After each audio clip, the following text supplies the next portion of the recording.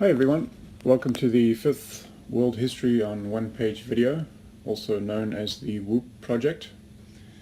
Here is the planet. On this trip we are heading back to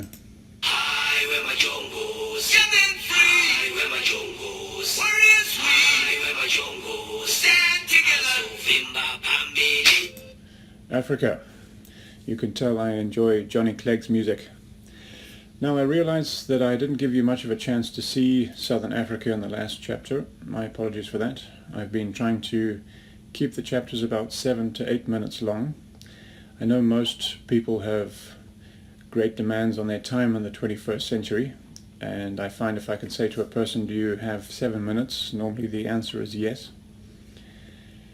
Here is Zimbabwe in Southern Africa, and of course the soundtrack should be changed.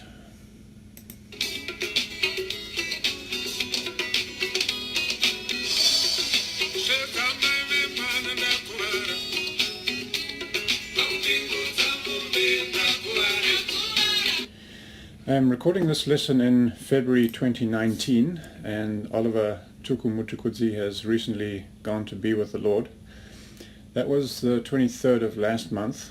The context of this song is of a child who has wayward ways and has forgotten where he came from, and his father has given up on him. A quick note, in the continent of Africa, if you decide to look for a legend such as Oliver Mtukudzi, Control F, type in Oliver Mtukudzi and find next. You will see he was born on the 22nd of September 1952, and he is, according to that Wikipedia link, considered to have been Zimbabwe's most renowned and internationally recognized cultural icon of all time. Obviously still is. I'm not sure why they say to have been. They can always change that.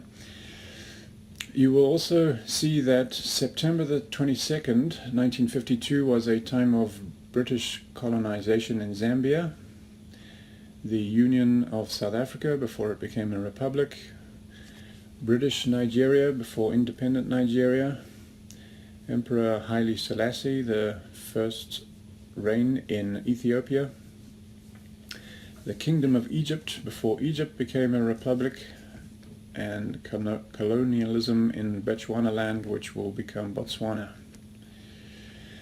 So going back to Zimbabwe, Tuku's songs are close to my heart because I was learning Shona in gas queues, or petrol queues as they call them, and I understand that one of the ways that non-English speakers learn English is they listen to English songs, obviously. So I would do that with Shona songs. We had a lot of time on our hands back then. Zimbabwe, as you can see here, is a landlocked country, no direct access to seaports, and therefore the gas or petrol had to be especially imported, still does, and that has led to a lot of challenges. We spent a lot of time in those petrol queues, and I decided to catch up on my reading. I remember especially getting through Mario Puzo's The Godfather and Bernard Werber's Empire of the Ants. You see, if you have nowhere to go because your mind is locked on the thought that you need petrol to get where you are going, and the petrol is currently not available, you may find yourself being frustrated and angry. However, hindsight having 20/20 vision, your mind may be unlocked by one of two other possibilities. Number one, you can use the time to catch up on your reading and free your mind to travel to any other point on the planet. This is the path I took. I remember being taught the principle of the 7 whys. I understand part of the Japanese success story of their economy is they question every process 7 times. In my opinion, the why don't we have petrol question led me to the fact that others were in charge of the petrol supply. Things are very different under a Marxist socialist system than they are under a free market system. I could not at the time access the petrol under my individual efforts, so I started reading instead.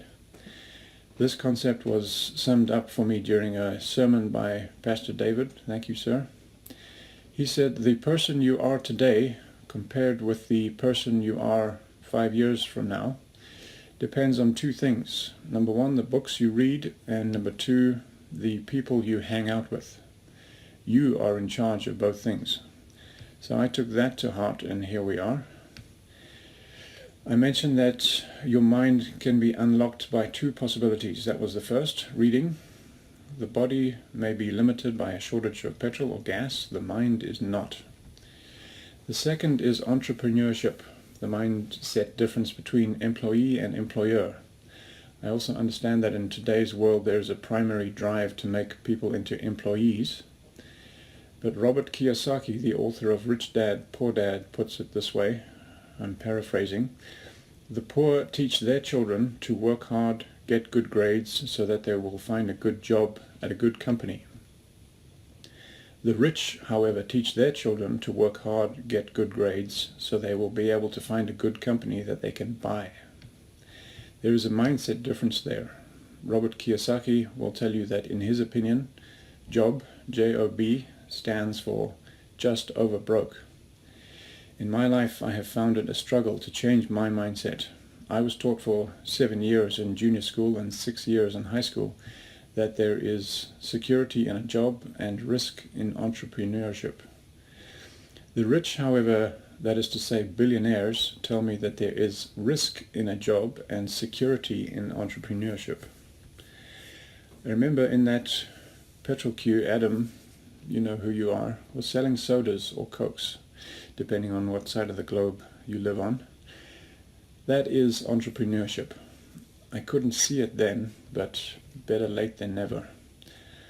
One of my current mentors, Matt Morris, says a year from now you may have wished you started today.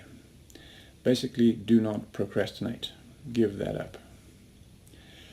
Many thanks again for your time. Again, the idea is to have a central database that I will be sending members the monthly links to. As a member, you will receive the monthly links, and you can show the people that you are referring to or studying other languages or cultures. Membership is currently $20 for every referral that you successfully refer. You can earn yourself $10. See you on the next video.